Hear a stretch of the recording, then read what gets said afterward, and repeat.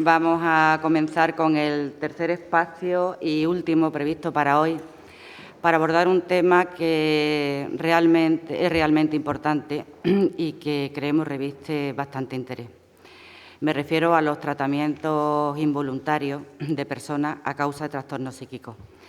Hemos optado por esta denominación pues, para referirnos a una categoría más amplia dentro de la que se incardinarían los ingresos o también en la terminología de la Ley de Enjuiciamiento Civil los internamientos de carácter no voluntario a personas a causa de trastornos psíquicos. Como una modalidad de intervención sobre la esfera individual de la persona cuando, por diversas razones, la misma no está en condiciones de prestar su consentimiento voluntario y consciente para que se le aplique un determinado tratamiento terapéutico, siempre con la finalidad de mejorar su salud. Pues son muchas las cuestiones interesantes que hoy podríamos abordar sobre este tema, pero dada la limitación de tiempo que tenemos normalmente en este tipo de espacios, pues hemos optado por centrarnos en algunos aspectos que consideramos que pudieran suscitar un mayor interés, o bien por el colectivo de personas afectadas, o porque puedan ser un poco más desconocidos por el conjunto de la ciudadanía, y también porque puedan suscitar un mayor debate o controversia en el seno de la sociedad. Paso ya sin más trámite a presentarle a las personas que componen o que nos acompañan hoy. Pilar Monge, que es jefa del Centro de San Jerónimo y del Servicio Social del Ayuntamiento de Sevilla. Inmaculada Giralde, subdirectora de tratamiento del Centro Psiquiátrico Penitenciario con sede en nuestra comunidad autónoma. Y María José Cueva, magistrada titular del Juzgado de lo Penal número 5 de Sevilla también. Todas ellas con una amplia experiencia en materia de atención y protección a las personas con discapacidad a causa de trastornos psíquicos. Bueno, como ya se ha dicho en las anteriores intervenciones, la guía dedica un epígrafe a los ingresos involuntarios de personas a causa de trastornos psíquicos, tanto el denominado ordinario o programado y también al carácter de urgencia, que son los dos procedimientos actualmente previstos en nuestra normativa vigente y tanto en medios hospitalarios como en medios residenciales. Pilar, ¿cuáles son los problemas y las dificultades más significativas con las que a diario se encuentran los servicios sociales comunitarios en este tipo de situaciones? Pero nos gustaría que te refirieras especialmente a las personas mayores. Vale, Marian, esa es la cuestión que vamos a intentar discernir. Buenos días. En primer lugar, quiero agradecer infinitamente vuestra asistencia a esta jornada. Todos y todas, como profesionales que estamos implicados en la atención a personas en situación de vulnerabilidad por su dependencia, tenemos un papel protagonista en la búsqueda de soluciones eficaces y adaptadas a las distintas patologías que nos encontramos en las personas que se ven inmersas en un proceso de incapacitación derivado de discapacidades psíquicas. La guía que se ha presentado hoy ha sido fruto, como se ha dicho, de un ejercicio de coordinación comprometida en dar respuesta a esas situaciones que ninguna de las instituciones por sí sola podía responder, a esas situaciones complejas en las que los protocolos de actuación, aun aplicándolos en la letra pequeña, no eran capaces de mejorar las situaciones de las personas atendidas por uno u otro sistema de protección social.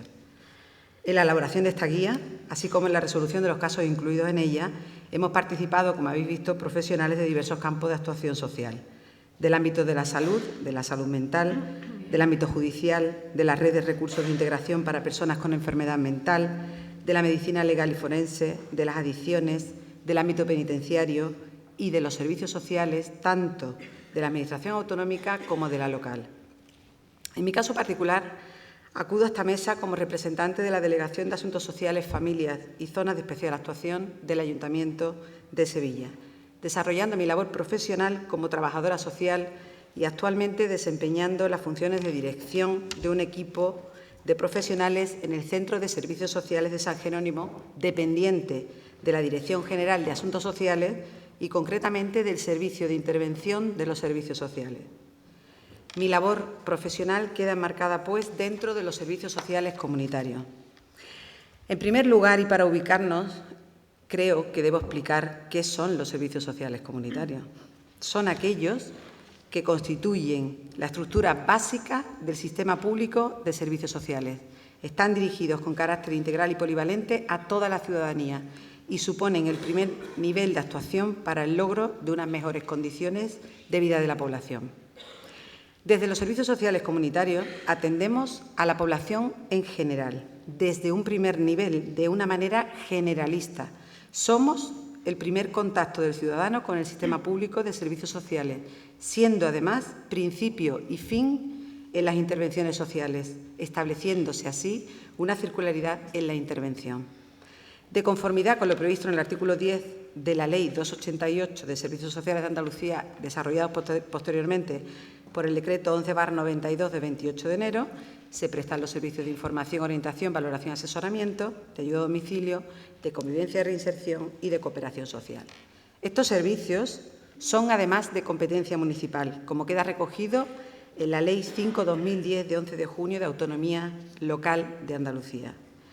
En el Ayuntamiento de Sevilla se operativizan a través de distintos programas y actuaciones, tanto transversales, de coordinación, comunicación, formación, participación e inclusión social, así como de actuaciones territoriales, tanto para personas mayores como infancia y adolescencia, personas con discapacidad, etc. Los servicios sociales comunitarios se ubican en las zonas de trabajo social, que son las demarcaciones territoriales adecuadas para la prestación de dichos servicios, siendo el centro de servicios sociales su infraestructura básica. En la ciudad de Sevilla contamos con 14 centros. Se llevan a cabo, además, desde los servicios sociales, otras prestaciones de carácter económico que son siempre complementarias de las intervenciones técnicas o de servicio. Estas prestaciones pueden ser de carácter urgente o de carácter coyuntural. Además, se conceden subvenciones a entidades que colaboran en la prestación de servicios a distintos colectivos sociales en situación de riesgo. Tras la entrada en vigor de la Ley 39/2006 de 14 de diciembre de promoción de la autonomía personal y atención a las personas en situación de dependencia, somos también la puerta de entrada al sistema de la dependencia y son los servicios sociales comunitarios los que, una vez que se resuelve el expediente de reconocimiento de la dependencia, asumen el seguimiento de la prestación del servicio a partir del programa individual de atención. Pues bien, cuando me incorporé a la mesa de coordinación, tuve como objetivo principal acercar al resto de compañeros y compañeras la forma de intervenir desde los servicios sociales comunitarios ante situaciones de personas presuntamente incapaces o en situación de riesgo y vulnerabilidad derivada de su dependencia y, más concretamente, de personas ancianas en esta situación.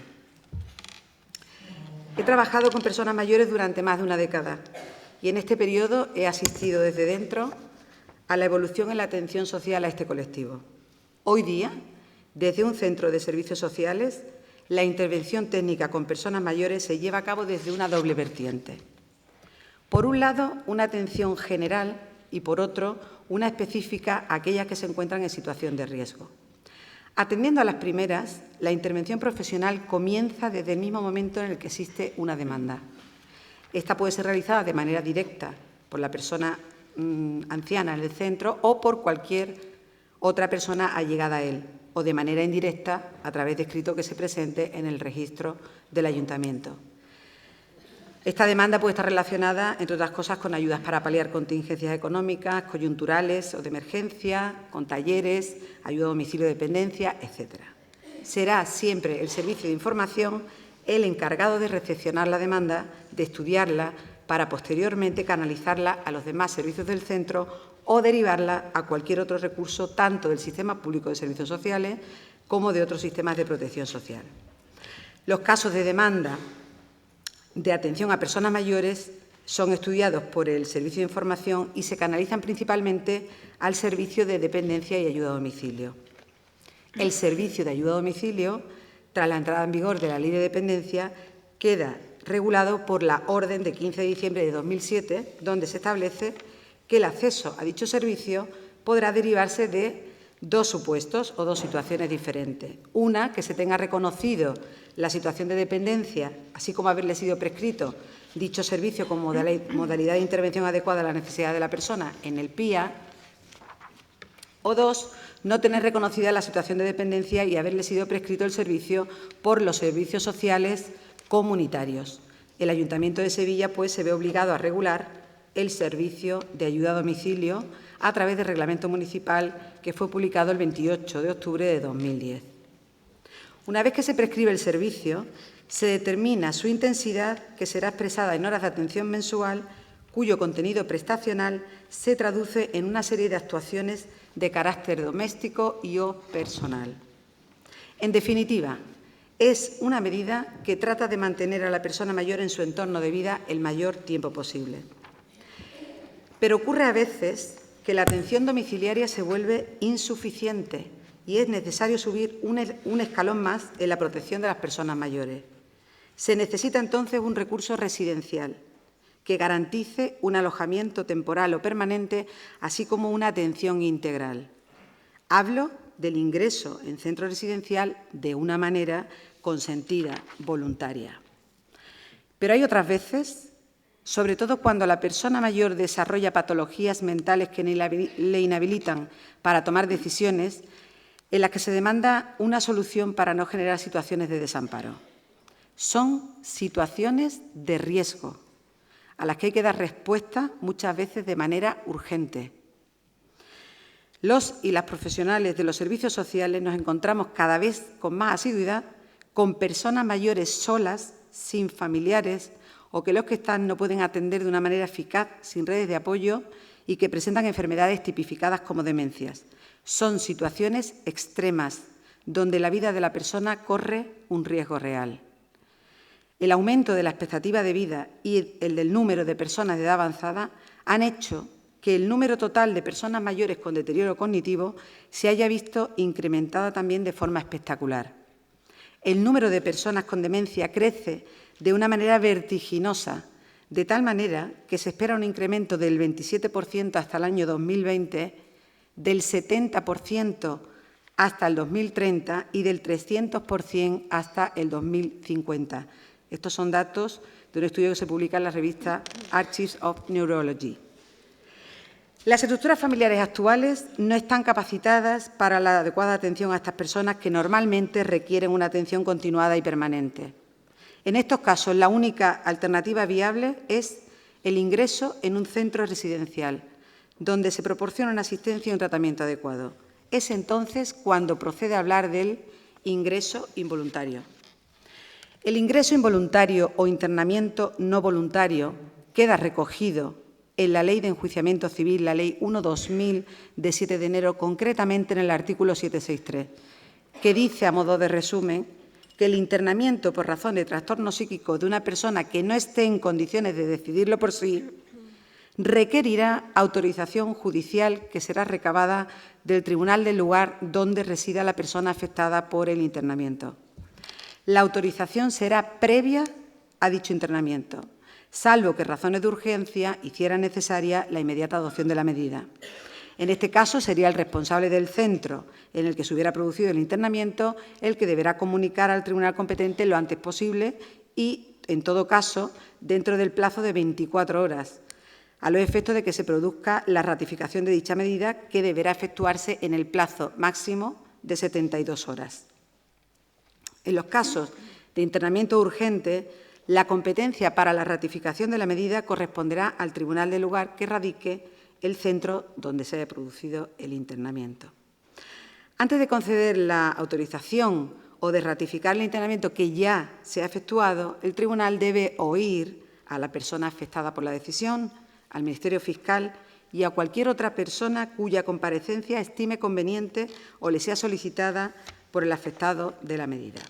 Además, el tribunal deberá examinar por sí mismo a la persona en cuyo internamiento se trate y oír el dictamen de un facultativo por el asignado. En todas las actuaciones, la persona afectada podrá disponer de representación y defensa. Con respecto a quién puede solicitar el internamiento no voluntario, nada dice la ley al respecto. Por analogía, se suele acudir al 757 sobre artículo que versa sobre la incapacitación. Es decir, únicamente serían competentes el cónyuge o persona que se encuentre en situación de hecho asimilable, descendientes, ascendientes, hermanos de la persona a internar o el Ministerio Fiscal. Sin embargo, en la práctica se suele mantener un criterio amplio, permitiendo el acceso al proceso como parte activa a cualquier persona que tenga cierta relación con la persona a internar. En este caso puede ir desde vecinos, gerentes de residencia, hasta nosotros, los trabajadores sociales. Vemos cómo claramente el artículo contempla el internamiento como algo con tanta relevancia jurídica que requiere de la intervención del juez, del Ministerio Fiscal y de un médico forense, a lo que habría que añadir, y añado, todos y todas los y las profesionales que estamos implicados en la tramitación previa de dichos ingresos. Todo ello, claro está, porque no hay que olvidar, y aquí se ha dicho, que estamos hablando del derecho a la libertad y a la seguridad que está recogido en el artículo 17 de la Constitución española, uno de los derechos fundamentales más básicos. Pero, ¿hace falta esta figura jurídica para el ingreso de una persona mayor en un centro residencial? ¿O puede ser ingresada sin esta medida? ¿Es equiparable la situación de una persona que sufre una enfermedad mental y que va a ser ingresada en contra de su voluntad en un centro hospitalario con el de una persona mayor que sufre una demencia y va a ser ingresada en un centro residencial? Podemos entender que son situaciones análogas. Y así como dice Josep Martí, tendremos un problema jurídico resuelto, ya que disponemos de un sistema legislado y pensado a estos efectos. Pero si consideramos que son situaciones diferentes, estamos ante un problema y un vacío legal. De otro lado, cabría decir que, como dichos centros son además de servicios sociales, y estos son competencia exclusiva de las comunidades autónomas, debería entonces corresponderle a ellas la regulación jurídica de los ingresos involuntarios de personas mayores con deterioro cognitivo. Pero todos y todas sabemos que esto no puede ser así, ya que el internamiento involuntario afecta, como hemos dicho, a derechos fundamentales que tienen que tener una regulación estatal. El tema vemos como no es fácil.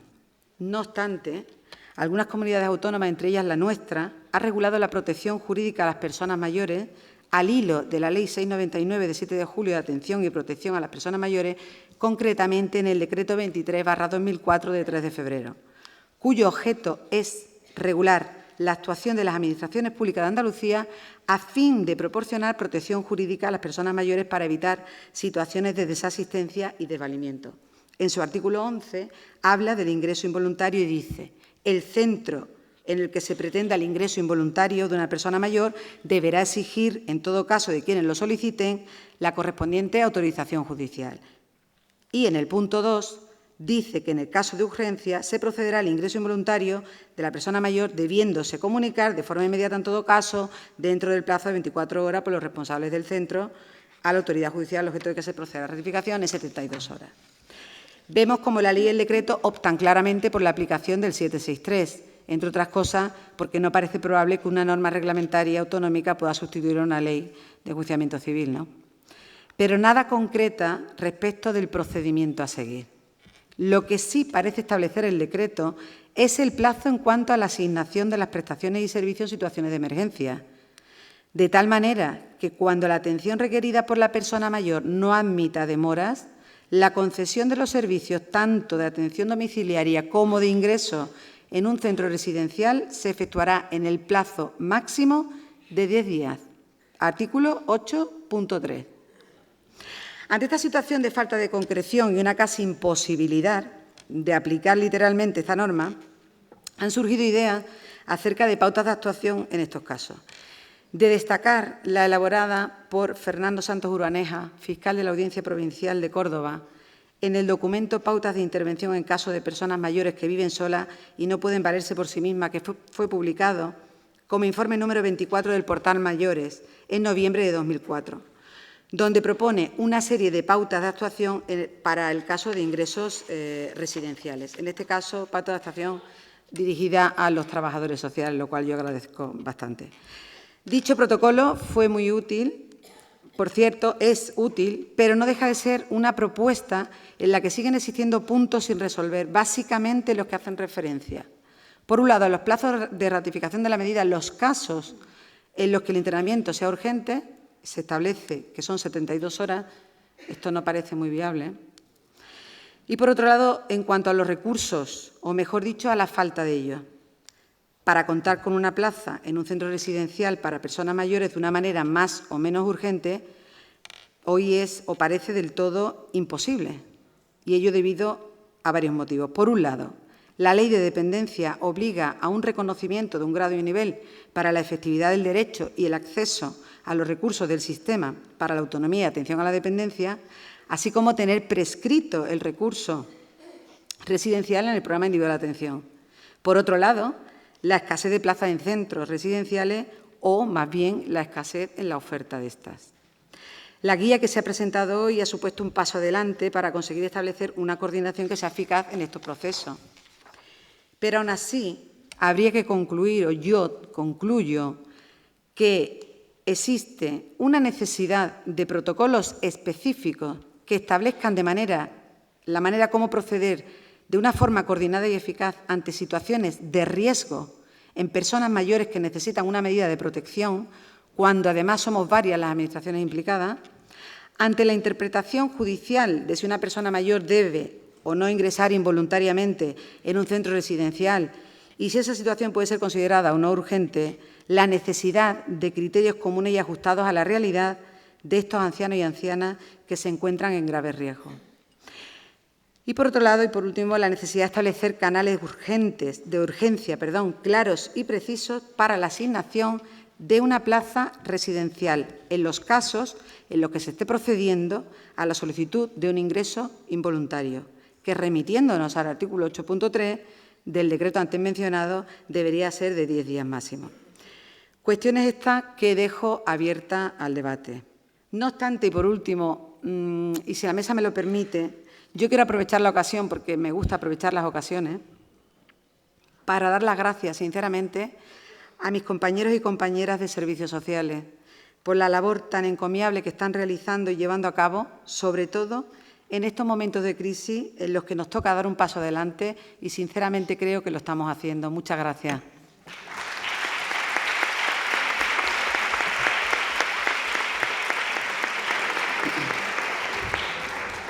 Muchas gracias, Pilar. Bueno, la exención de responsabilidad criminal implica que no se pueda imponer al autor o autora del delito una pena privativa de libertad, pero sí permite otro tipo de actuaciones como son la imposición de una medida de seguridad.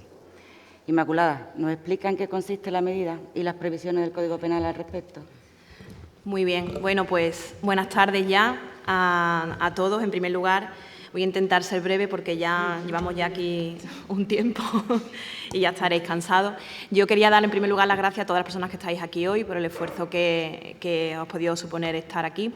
También quería dar gracias a la Oficina del Defensor por haber contado con nosotros, aunque yo he sido una de las últimas incorporaciones a la comisión, representando al Hospital Psiquiátrico Penitenciario de Sevilla. La verdad es que quiero agradecer esa convocatoria, ¿no?, el contar con nosotros, el poder plantear en la comisión pues, aquellos casos que desde el hospital nos resultaba complicado, ¿no?, resolver, y asimismo dar las gracias a los miembros de esa comisión que desde el principio me acogieron y por el esfuerzo que entre todos pues, han hecho para buscar una solución, ¿no?, a los casos que yo llevaba, ¿no?, que yo planteé. También aprovecho, y en esto me voy a copiar de Pilar, aunque ya lo tenía yo pensado, dar las gracias al equipo multidisciplinar del Hospital Psiquiátrico Penitenciario de Sevilla. Aprovecho esta ocasión. Equipo que la verdad me lo hace muy fácil cada día, auténticos profesionales comprometidos por la recuperación y la atención de los pacientes que están allí ingresados. Y en especial hoy quiero dar las gracias al grupo de teatro Estrellas en Silencio, que está con nosotros, que están ahí detrás, y que para los cuales sí que de verdad representa un esfuerzo, ¿no?, el representar, el participar en este tipo de taller, ¿no?, con todo lo que para ellos puede suponer, ¿no?, y que nos transmite pues, realmente la posibilidad de la recuperación está clara, ¿no? Creo que queda poco más que añadir, ¿no? Bueno, yo quería brevemente, no me voy a extender mucho, en relación a las medidas de seguridad, explicaros la regulación actualmente en el Código Penal, ¿no?, que nos dice cuáles son los fundamentos de las medidas de seguridad, ¿no? Nos dice el artículo 6 que las medidas de seguridad se fundamentan en la peligrosidad criminal del sujeto al que se impone, exteriorizada la comisión de un hecho previsto como delito, ¿vale? El apartado segundo dice que no pueden resultar ni más gravosas ni de mayor duración que la pena abstractamente aplicable al hecho cometido, ni exceder el límite de lo necesario para prevenir la peligrosidad del autor. Esto es algo muy importante, muy fundamental en el cumplimiento de una medida de seguridad, porque es cierto que los jueces y tribunales siempre van a establecer en la sentencia un límite máximo de cumplimiento, lo cual no significa que deban de cumplirse de forma total. Existe la posibilidad, como luego veremos, de la que medida se vaya cumpliendo de forma gradual, orientando, facilitando la reincorporación social del paciente, ¿no? Las medidas de seguridad se aplican a aquellas personas que son declaradas exentas de responsabilidad criminal, bien de forma plena, como establece el artículo 20, o bien de forma no plena, porque no se dan todos los requisitos en sentido estricto, pero también quedan exentos de responsabilidad criminal. El artículo 20 nos dice que el que al tiempo de cometer la infracción penal a causa de cualquier anomalía o alteración psíquica no pueda comprender la ilicitud del hecho o actuar conforme a dicha comprensión. También el que se halla en estado de intoxicación plena por el consumo de bebidas alcohólicas, drogas tóxicas, estupefacientes, sustancias psicotrópicas u otras que le produzcan efectos análogos. Y, por último, el que, por sufrir alteraciones en la percepción desde el nacimiento o desde la infancia, tenga gravemente alterada la conciencia de la realidad. Los requisitos para que pueda aplicarse una medida de seguridad, según el Código Penal, son dos: que el sujeto haya cometido un hecho previsto como delito, con lo cual no estarían incluidas las faltas, y que del hecho y de las circunstancias personales del sujeto pueda deducirse un pronóstico de comportamiento futuro que revele la probabilidad de comisión de nuevos delitos. Las medidas de seguridad previstas en el Código Penal pueden ser de dos tipos: pueden ser privativas de libertad o no privativas de libertad. En este caso, y por la relación que nos atañe, nos vamos a centrar en las medidas de seguridad privativas de libertad. Son de tres tipos, como veis ahí: internamiento en centro psiquiátrico, internamiento en centro de deshabituación e internamiento en centro educativo especial. Y aquí sí me gustaría señalar que el Código Penal, como veis, en ningún momento dice que tenga que ser en un centro penitenciario, lo cual, y de hecho en la realidad en algunos casos se está dando, ¿no?, que las medidas de seguridad privativas de libertad pueden cumplirse en centros, residencias de otro tipo que no tienen por qué ser estrictamente necesarios en un centro de carácter penitenciario. Bueno, una vez hecha esta primera introducción sobre las medidas de seguridad, quería centrarme un poco más en lo que es el Hospital Psiquiátrico Penitenciario de aquí de Sevilla. Explicaros en primer lugar que en España contamos con 2 hospitales psiquiátricos penitenciarios, nada más, exceptuando Cataluña, que tiene su propia red de asistencia sanitaria penitenciaria, puesto que tiene transferidas las competencias en materia penitenciaria. Hay un hospital psiquiátrico en Alicante y otro hospital aquí en Sevilla. Nuestro hospital, como veis ahí, se crea en el año 1990 con una ocupación inicial de 132 pacientes, la capacidad máxima de 184 camas y la población media mantenida es de 182 pacientes, número del cual nunca bajamos, con las dificultades que a veces entraña, ¿no?, un centro para la hora de trabajar con los pacientes, ¿no?, el hecho de que hay un número elevado respecto de la capacidad inicialmente prevista, ¿no? Tengo que comentar además que el Hospital Psiquiátrico Penitenciario se ubica en Sevilla, pero nosotros tenemos repartida la población entre el Hospital Psiquiátrico de Alicante y el de Sevilla, la población penitenciaria de España, ¿no? A nosotros nos correspondería atender o ingresan, digamos, en el Hospital Psiquiátrico Penitenciario personas de Andalucía, es el 80% de la población que tenemos, Extremadura, Canarias y Ceuta y Melilla. Con lo cual podéis pensar o podéis imaginar ya la dificultad que supone también trabajar desde distancias tan lejanas, ¿no?, sin contar con el desarraigo para que para muchos de ellos, de nuestros pacientes, les supone estar tan separados de la familia. ¿Quién ingresa en nuestro hospital psiquiátrico? Bueno, pues el reglamento penitenciario nos describe los 3 supuestos de ingreso en hospital psiquiátrico penitenciario. En primer lugar, pueden ingresar los detenidos o presos con patología psiquiátrica. En este caso es para una necesaria observación durante el tiempo que se considere necesario, hasta que se emita un informe de evaluación, ¿no? Una vez emitido el informe, si el paciente no lo requiere por el estado en el que se encuentra, no es necesario que se mantenga en el hospital por el estado en el que se encuentra, puede volver al centro penitenciario de su provincia, de manera que se evita, ¿no?, que esté separado también de su familia. En segundo lugar, aquellas personas a las que por aplicación de las circunstancias eximentes previstas en el Código Penal se le ha aplicado una medida de seguridad privativa de libertad consistente en internamiento en hospital psiquiátrico penitenciario.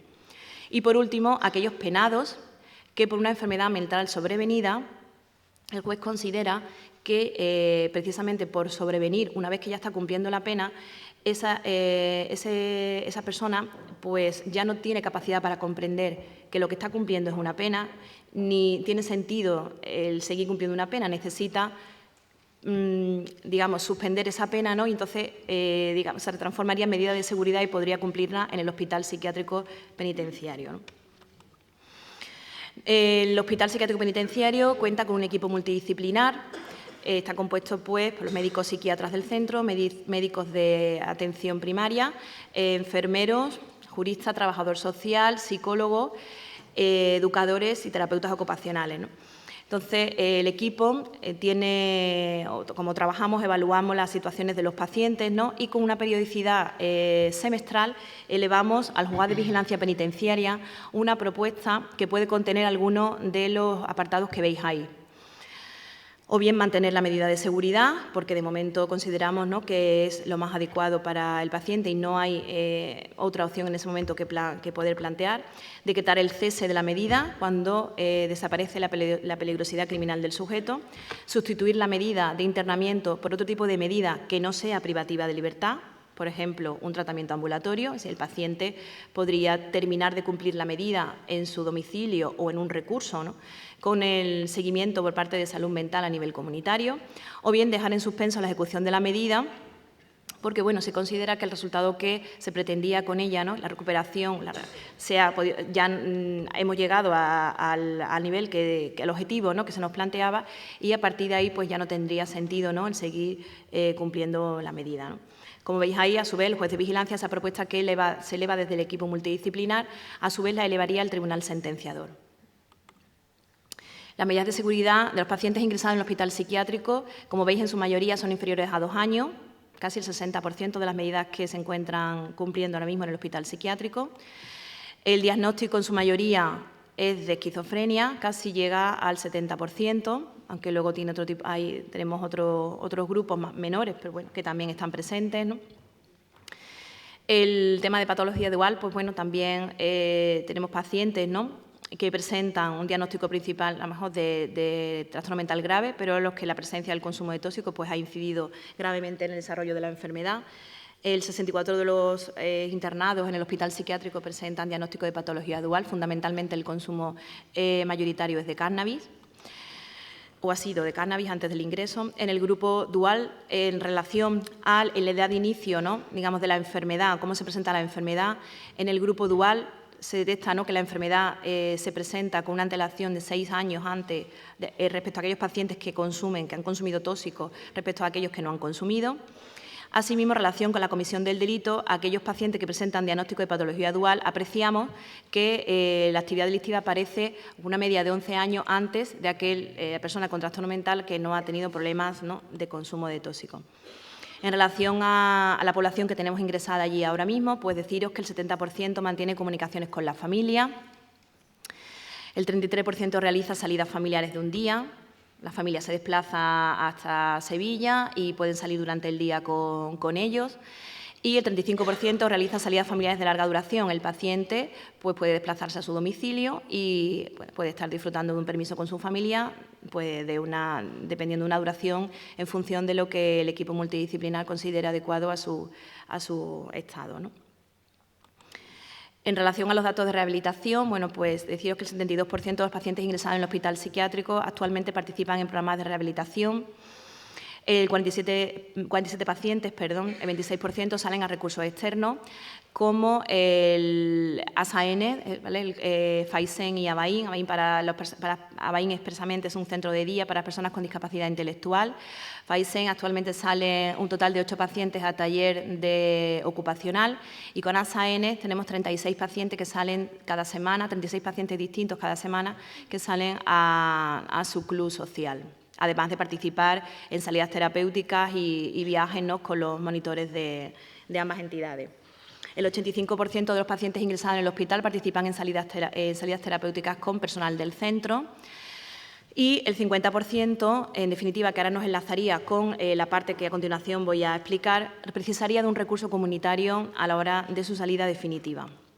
En relación a este segundo punto, ¿no?, que también queríamos traer a la mesa, en relación a lo que sería la coordinación del hospital psiquiátrico con las otras administraciones públicas con las cuales tenemos que contar a la hora, porque evidentemente el paciente está en el hospital psiquiátrico penitenciario durante un tiempo determinado. El hospital psiquiátrico penitenciario es un paréntesis en su vida en todos los sentidos, de manera que antes la mayoría de ellos ha sido atendido en su comunidad y va a tener que seguir siendo atendido después, con lo cual lo que nosotros intentamos desde el ingreso del paciente es mantener ese vínculo fundamentalmente con el centro de salud mental comunitario al que pertenezca el paciente, pues porque bueno, ellos ya en la mayoría de los casos han tenido ya un primer contacto con el paciente, y es bueno mantener durante todo el cumplimiento de la medida ese contacto, facilita mucho el trabajo, sobre todo en beneficio del paciente, ¿no?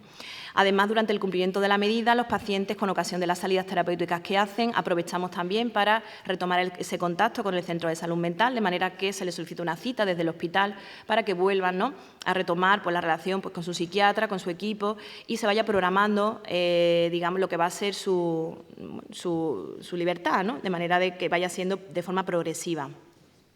El artículo 185 del Reglamento Penitenciario, donde nos establece precisamente esta necesaria colaboración, y de hecho esto se plasma pues, en mucho, bueno, en el trabajo, ¿no?, diario, ¿no?, que tenemos las distintas entidades o administraciones que trabajamos con personas con problemas de salud mental, ¿no? Actualmente se está trabajando también en un protocolo que está en borrador, pero va prácticamente para iniciarse, con el programa de salud mental de servicios centrales, con Faisen y con el Hospital Psiquiátrico Penitenciario, para facilitar precisamente la incorporación de los pacientes con tiempo suficiente antes del cumplimiento de la medida, para que el momento de la excarcelación, aquellos que precisen, o incluso antes de la excarcelación, porque podrían, si su situación psicopatológica lo permite, precisamente podrían terminar o incorporarse al recurso antes de terminar el cumplimiento de la medida, a recursos o bien sanitarios, ¿no?, como comunidad terapéutica, o bien a recursos residencial de Faisen.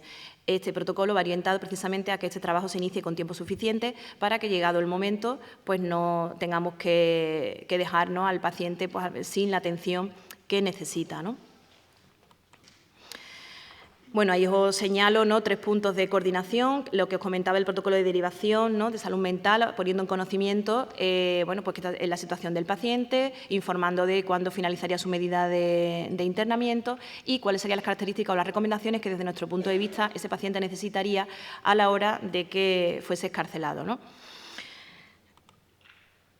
En relación a la coordinación, ¿no?, y en relación también en concreto a las excarcelaciones, sí me parecía interesante, que es un trabajo que se ha hecho en el hospital recientemente, en relación a las excarcelaciones que se han producido y el nivel de reincidencia, ¿no?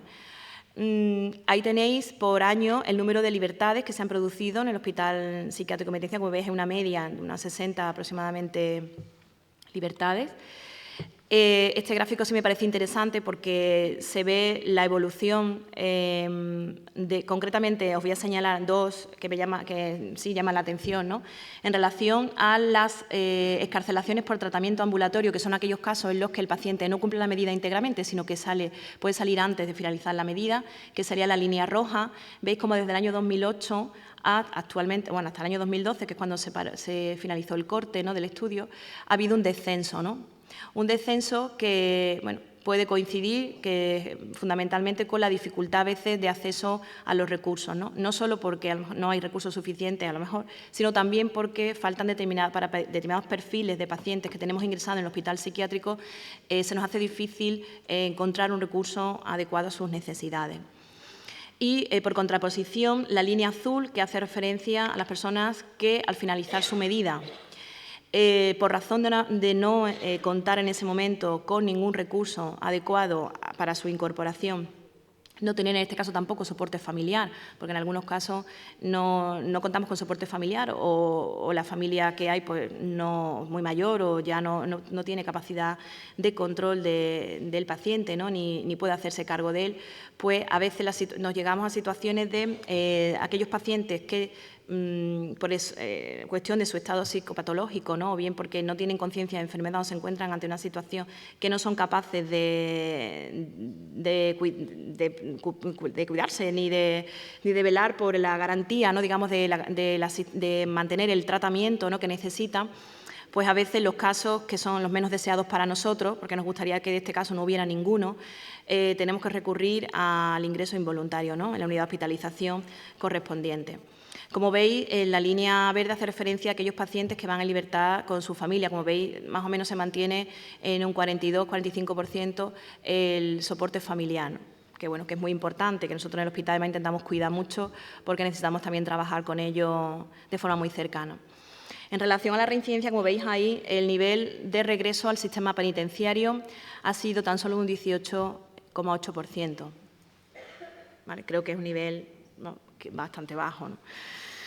En relación a la evolución de los ingresos, la mayoría de los reingresos se ha producido en el primer año y van disminuyendo a medida que los años van pasando.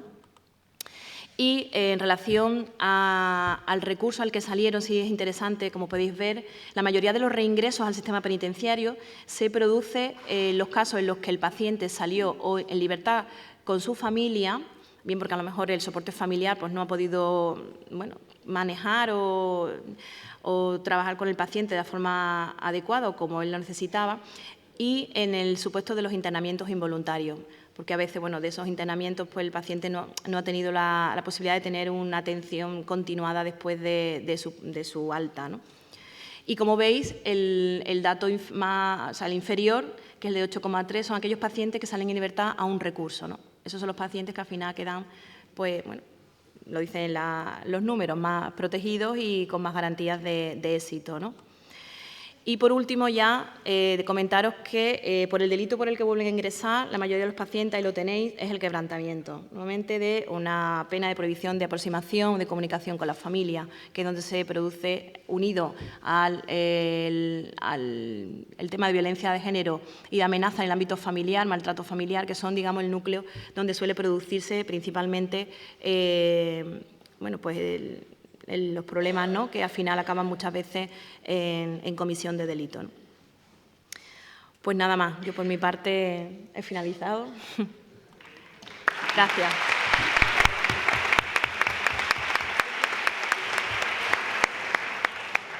Muchas gracias, Inmaculada.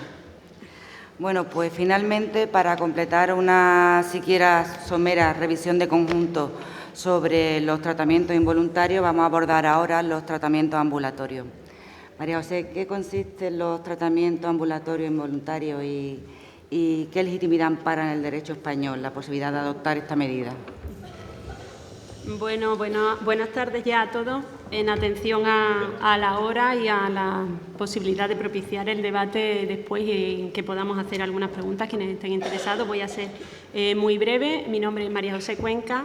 Yo no he formado parte de esta guía, me hubiera gustado porque actualmente yo no soy juez de familia ni de incapacidades, actualmente soy juez de lo penal, voy más en la línea de las medidas de seguridad, pero he sido juez de familia y de incapacidades durante 3 años en Huelva. De hecho, la juez de familia, no había otro juez para estos temas que yo, con lo que conlleva que he tenido bastante trabajo en esta materia y he podido ver y notar la necesidad y la utilidad de contar con una guía de estas características, por lo que felicito a los autores y doy las gracias por haber hecho esta labor.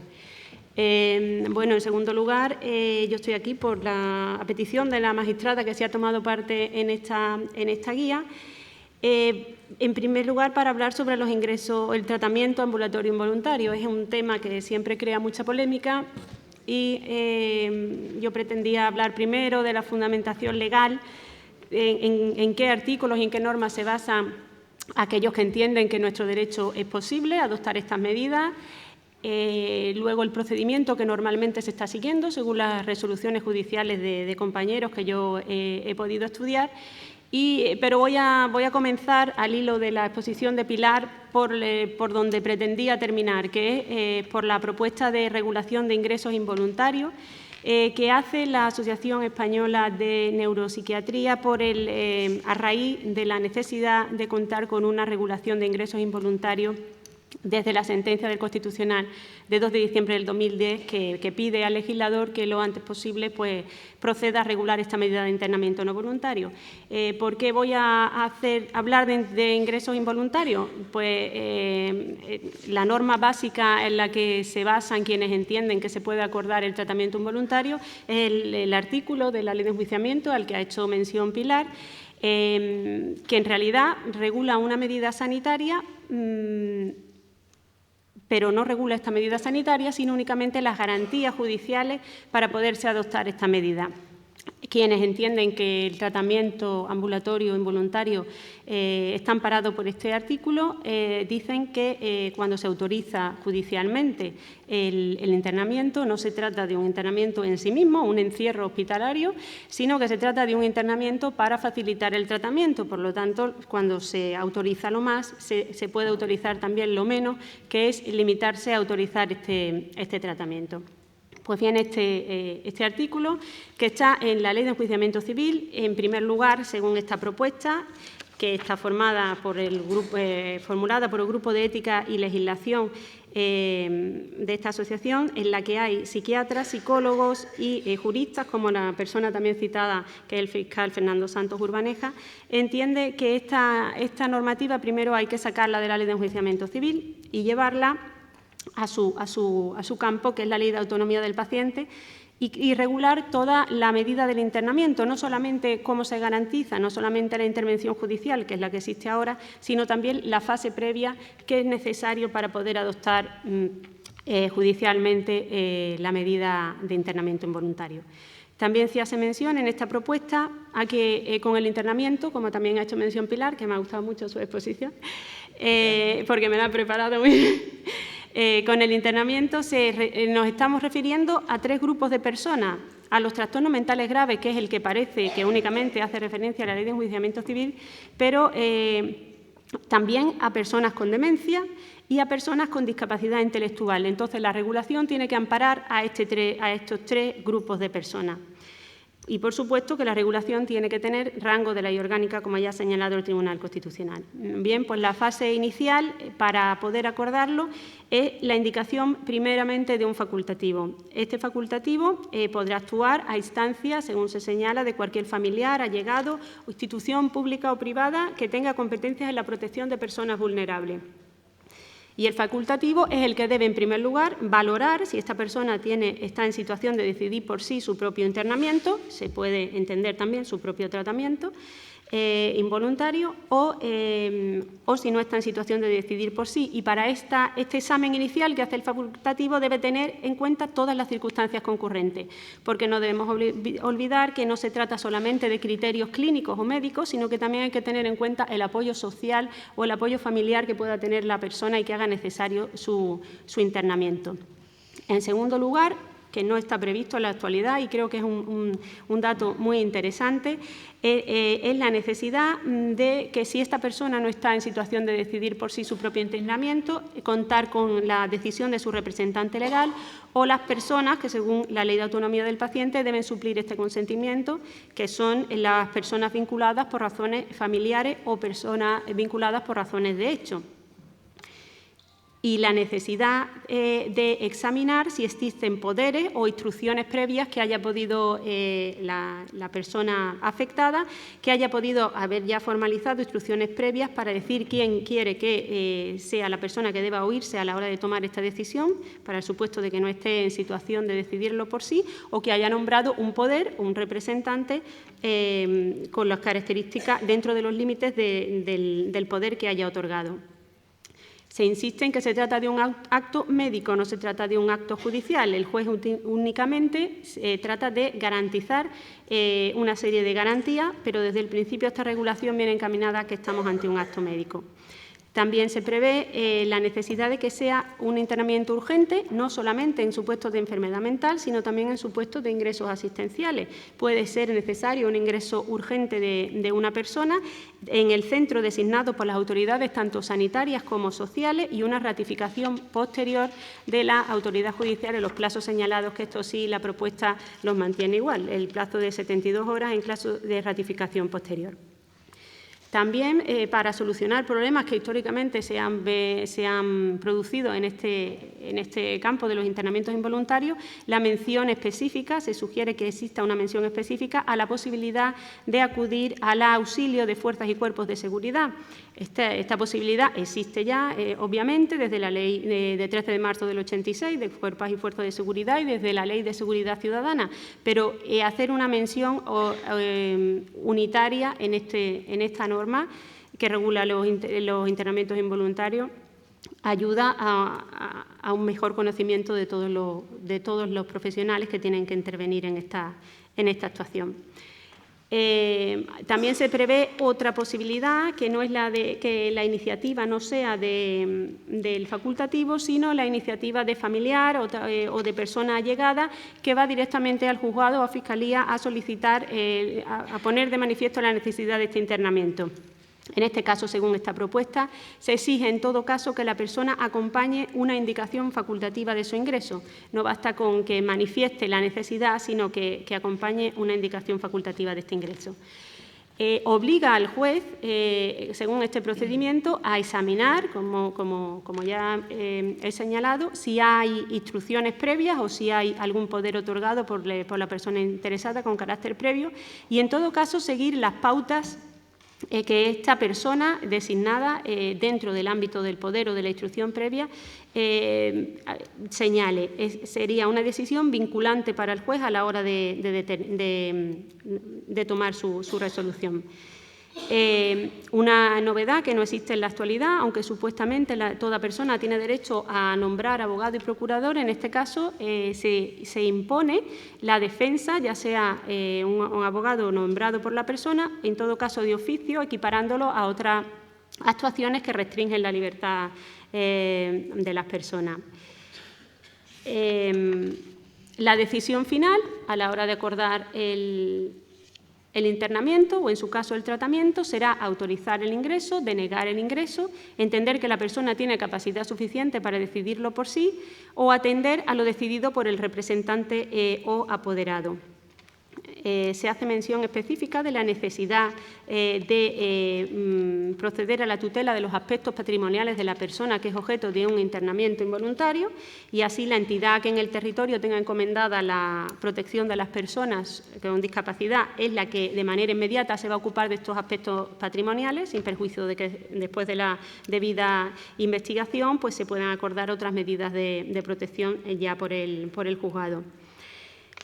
Y también muy importante en esta regulación la necesidad de incorporar que toda persona ingresada con carácter involuntario en un centro, que puede ser asistencial o puede ser también para tratamiento, y con la mención específica de que se cabe también el internamiento para diagnóstico, toda persona se mantiene la titularidad de todos sus derechos y de todas sus libertades. Por lo tanto, cualquier restricción de sus derechos, de sus libertades, como aislamiento, contenciones o cualquier otra, necesitará el previo control, motivación y control judicial para su adopción, salvo carácter de urgencia. Al hilo de las intervenciones de esta mañana, también creo que es importante destacar la posibilidad de que el juez recabe opiniones de comités de ética o instituciones con competencia en protección de los derechos de los pacientes antes de tomar la decisión sobre el tratamiento o sobre el internamiento. Así intervienen tanto los propios enfermos como sus familiares, cuya información puede ser muy valiosa para el juez. Y, por último, la necesidad, que está también previsto en la actualidad, de que los menores cuenten con centros adecuados a su ingreso. No sé si terminar ya y dar pie al debate o continuar con la exposición. ¿Qué hacemos? Vamos poquito de tiempo. Si quieres, dejamos tiempo para que en el debate se puedan presentar Pues bien. las preguntas.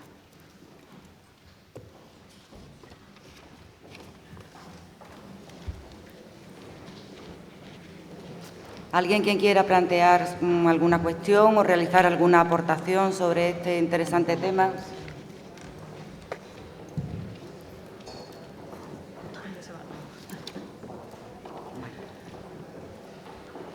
Aquí nos acaban de hacer llegar una.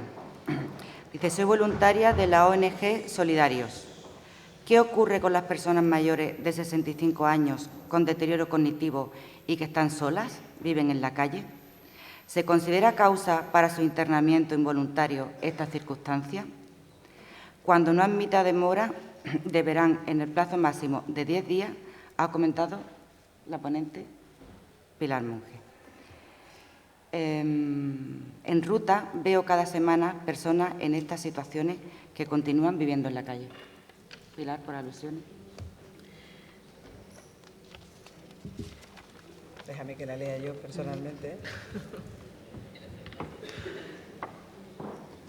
Vamos a ver, causa para un internamiento involuntario, un deterioro cognitivo no tiene por qué ser una causa para un internamiento involuntario. Se supone que se le añaden una serie de circunstancias familiares, sociales, etcétera. Quiere decirse, son personas que no tienen, que aparte de tener un deterioro cognitivo, pues tienen unas circunstancias familiares, personales, que hacen que haya que tomar otro tipo de medidas. Es decir, hay personas que se pueden mantener en sus domicilios adecuadamente, con un personal adecuado para atenderla, y otras personas que si están solas. Claro, se refiere Vale, a la que tenemos. por eso, pero estoy aclarando que no por tener un deterioro cognitivo tal. Están en la calle. Las personas en situación de calle tienen una dificultad siempre añadida. Y eso lo saben muy bien los compañeros que trabajan en ese servicio. Las personas solas en la calle, evidentemente, una persona que está corriendo un grave riesgo para su vida, hay que tomar medidas. Las medidas que se toman normalmente, aquí al hilo de cuando se habla del artículo 763 o se habla de lo judicial o la judicialización de los procedimientos, bueno, es que esa judicialización se supone que es en medida de protección hacia las personas.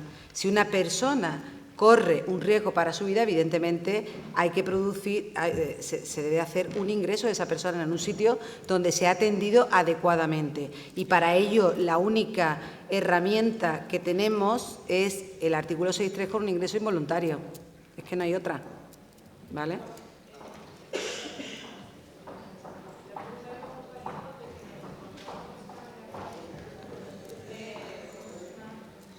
Con problemas de deterioro cognitivo, demencia senil, delirio, podría seguir. Lleva en la calle un tiempo, como usted se había centrado en personas mayores, pues he hablado concretamente de una señora de 65 años, pero también encontramos problemas de este tipo, de problemas de salud mental de otras edades. Y siguen en la calle. O sea, me refiero que yo sé que los recursos son limitados y que tenemos problemas con los recortes y todo eso, pero es que siguen en la calle. Entonces, es una duda que yo tengo. Nosotros tenemos una mesa de coordinación con el COIS y con otras entidades sociales, y yo pertenezco a Solidarios, pero lo que me llama la atención es que si la intervención es tan evidente que tiene que ser, estoy pensando en gente que no tiene familia y que están en la calle, ¿por qué no se hace? O sea, que siguen en la calle, lo que yo me refiero. Una buena pregunta. ¿Por qué no se hace? Claro. Pues esa es la cuestión, En principio porque los procedimientos no son fáciles, ninguno. En segundo lugar porque hay una práctica judicial o jurídica, o no sé cómo decirla, donde se puede o no entender, que yo en mi caso he hablado de centrar más en mayores porque parece que siempre, o el artículo está dirigido concretamente a personas con enfermedad mental, nada se dice de ancianos. Por eso la compañera, al hilo de esta, es una propuesta que se está haciendo en cuanto a la legislación de ese artículo, o sea, el desarrollo de ese artículo, porque hay otras personas que se encuentran en esa situación y que parece que no tengan cabida. Y bueno, ocurre curiosamente que puede ser interpretado judicialmente que la persona, por ser mayor en este caso, no tiene por qué tener un ingreso involuntario porque no está regulado en el artículo. Se puede aplicar estrictamente, se puede aplicar ampliamente cabe la posibilidad. Lo cierto y verdad que los procedimientos y todos los que trabajamos en esto sabemos que no son fáciles. Aquí estamos hablando de lo deseable, del esfuerzo que hemos hecho en coordinarnos, porque los casos que se ha dicho, como bien ha dicho Norberto, que hemos visto son 39, hoy me río. Eso los veo yo en 2 semanas. Cualquiera anuncio, no sé. ¿Vale? No, no. Son casos donde todo falla. Todo. Por desconocimiento de qué se hace cada uno. Por desconocimiento de los procedimientos también. Muchas veces los profesionales, y yo la primera, desconocemos cómo tenemos que proceder. Primero porque no se nos forma muchas veces en este sentido. O muchas veces o casi ninguna. ¿Vale? En este sentido. Entonces, te buscas un poco la vida y entiendes cómo puede ir procediendo. Pero bueno, todos son dificultades. Dificultad en la Fuerza de Cuerpo de Seguridad del Estado, yo me he encontrado dificultades en cuanto a que te dice, ¿yo por qué voy ahí si no está cometido un delito? Perdón, es que no hace falta cometer un delito para que usted actúe, ¿verdad? No es porque ellos actúen mal, quiero decir, todos tenemos fallos, interpretamos las normas muchas veces como nos viene al pairo, nos da la gana. Entonces, bueno, son dificultades. Cuando te encuentras con la persona y quieres avanzar, te encuentras con muchísimas dificultades. Y las personas en situación de calle tienen una dificultad añadida. Tienen dificultad en cuanto a diagnósticos médicos clínicos porque no se hacen, porque están en la calle y no acuden a cita. Un paciente que no acude a cita, el eterno problema. Nuestro querido compañero Pablo sabe de esto. Hay que salir a la calle. Claro, hay que salir a la calle, esa es la cuestión, hay que salir a la calle. Sí, señora, hay que salir a la calle. Sí. Bueno, ¿alguna pregunta más o alguna aportación más, por favor? Buenas otra vez. Mi nombre es Conchi Cueva y soy representante de FEAFE Andalucía, concretamente de familia y personas con enfermedad mental. Solamente quiero aportar algo a lo que se ha dicho. Las personas con enfermedad mental, el primer derecho que tienen es el derecho a la salud. Por consiguiente, tenemos que dar los servicios adecuados para que estas personas sean perfectamente atendidas en comunidad. Y vuelvo a repetir lo mismo, cuando son perfectamente atendidas, y si alguna vez cerráramos algunos despachos y saliéramos a la calle, probablemente estas personas no estarían siempre en la calle. Con respecto de los ingresos involuntarios, a veces se convierte en algo inhumano, sobre todo porque llegan las fuerzas del orden público, te lo tiran al suelo y llega el practicante y cataplán, le pone la inyección con la consiguiente mala fe o como ellos lo viven, con mala fe. Por consiguiente, ellos van a estar siempre con ese problema dentro de sí. Deberíamos de abrir las unidades de agudo y deberíamos dejar que las familias ejerzan como tal. Es que, por un lado, queremos que las familias ejerzan como protectores, otras veces como sanitarios. Mire usted, la familia es lo que es y ya lo dice la propia palabra, familia. Por consiguiente, cuando una familia dice, mire usted, es que dele usted esta pastillita que le va a sentar mejor, no hay que hacerle caso, para eso están los profesionales y los profesionales tienen que ejercer como tal. Las fuerzas del orden público deben de ejercer como tal y el tratamiento ambulatorio involuntario no sé ni siquiera cómo se puede poner en marcha. ¿Qué vamos a ir? ¿A mandar a una persona, a un policía y a buscar al enfermo y decirle, ven, que te vas a tomar la pastilla a la fuerza? Mire usted, no, hay que buscar los sitios adecuados para poder tratar a las personas con enfermedad mental. ¿Y sabe usted esto cómo se arreglaría si no tuviéramos políticos que nos hicieran la vida tan difícil y que estuvieran empeñados en repartir dolor? El ser humano ha nacido para ser felices, para ser feliz.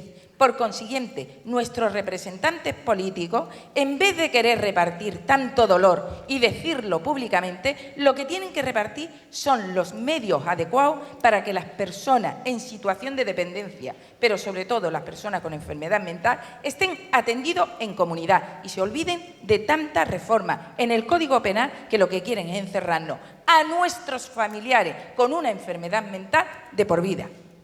Muchas gracias.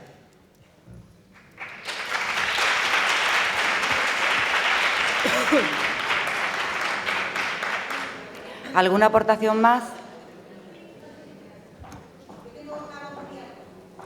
No, pero tienes el micrófono ahí mejor. Hola. ¿Te puedes poner de pie mejor y nos dices tu nombre? Sí, sí. No, yo una cosita, Bueno. que se me escuche. Venga, como quieras. Yo simplemente decir que los profesionales no es que no queramos salir a la calle. Queremos salir a la calle, pero hay que optimizar los recursos. Y nos tienen que dar permiso para hacer cosas. Salud mental, yo no soy de salud mental, yo trabajo en servicios sociales, pero por echarle una lanza, salud mental son 4 en lo comunitario. Son 4, son muy poca gente. Entonces, salir a la calle mañana, hay que regularizar, nos tienen que organizar, tenemos que optimizar los recursos, las administraciones tienen que hacerse flexibles dentro y fuera de ellas para que entre todos podamos pues atender a quién, a la persona, y no a los papeles, sino a la persona. Y no se nos debe de olvidar eso, pero los profesionales queremos salir a la calle, no queremos meternos en los despachos para nada, pero bueno, muchas veces no nos es posible, ¿no? Somos pocos y en función de la organización que tenemos, desarrollamos el trabajo tal como podemos. Pero, desde luego, lo que no me cabe ninguna duda es que ninguno de los que estamos aquí nos vamos a olvidar de lo que estamos trabajando, que el centro de nuestro trabajo es la persona. Yo estoy de acuerdo con ella. Eso no se nos puede olvidar. Gracias. Muy bien.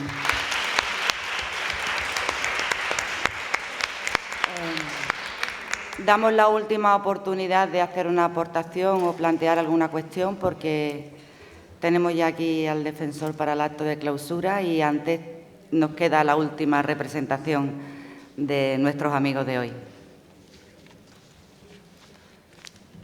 Hola, buenas tardes. Yo soy María Ángeles Calvo, soy fiscal en la Fiscalía de Área de Dos Hermanas.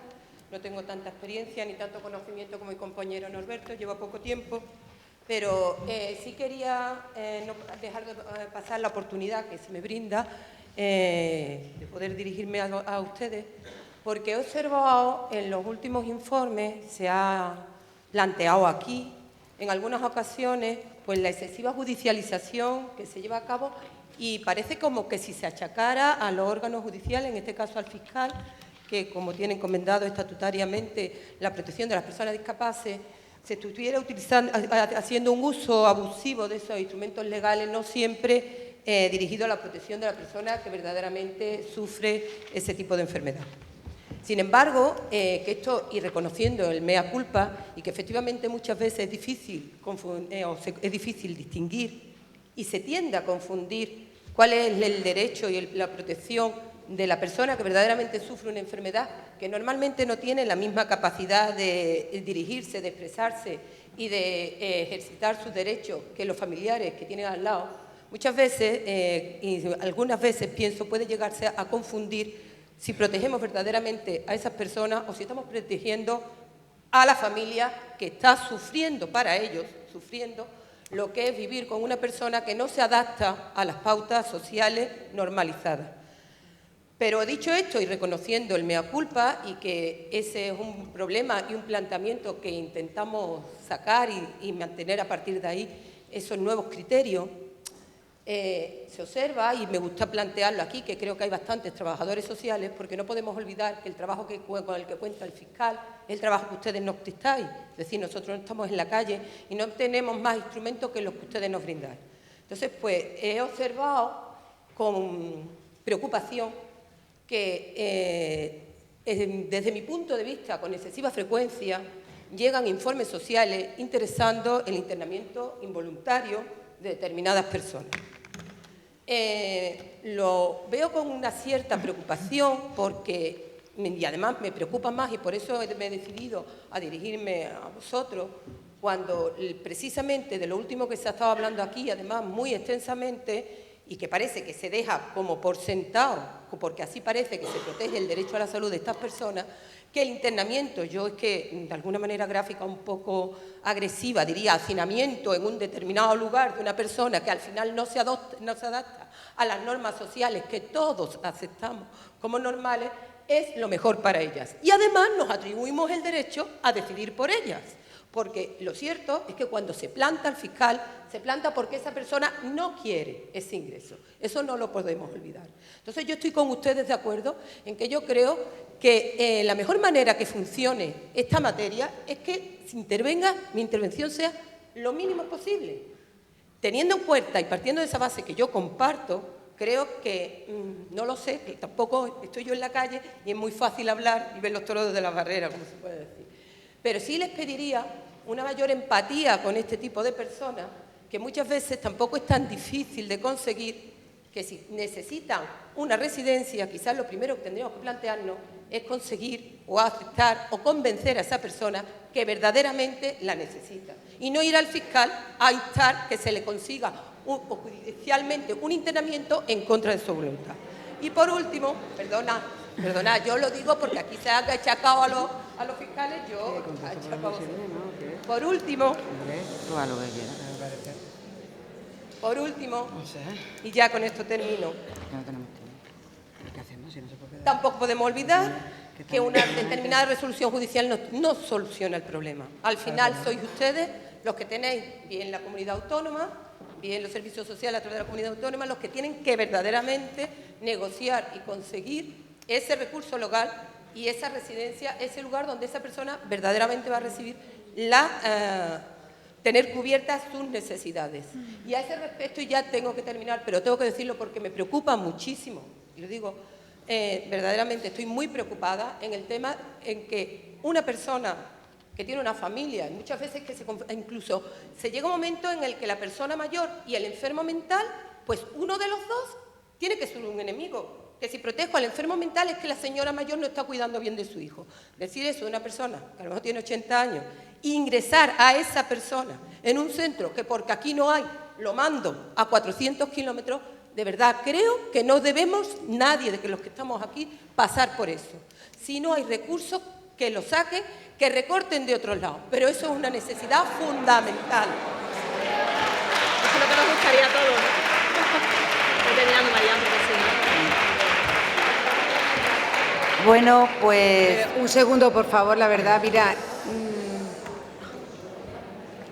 Vamos a ver, el ingreso involuntario, aquí se habla de él porque se supone que es una medida de protección a la persona. No creo yo que los trabajadores sociales salgamos a la calle a cazar personas como locos para ingresarlos involuntariamente en ningún centro. De hecho, además, adolecemos de eso, precisamente. ¿Verdad? En la medida de todo, todos somos responsables de las malas actuaciones, evidentemente todos, pero por mi práctica profesional y lo que yo conozco del tema y de los profesionales con los que yo he trabajado, todo lo contrario. Todo lo contrario, es decir, se utiliza muy poco esa figura jurídica. ¿Por qué? Pues porque nos excedemos normalmente en mantener a las personas en situaciones de vida indeseables, la mayoría de las veces. E intentamos mantenerla y cuando ya queremos verlo, la persona se nos muere. Esa es la realidad. Entonces, cuando queremos intervenir, lo queremos hacer de urgencia. Lo siento. Bueno, ya sin más demora procedemos a concluir esta mesa. Queda la intervención última del grupo y posteriormente la clausura a cargo del Defensor del Pueblo Andaluz.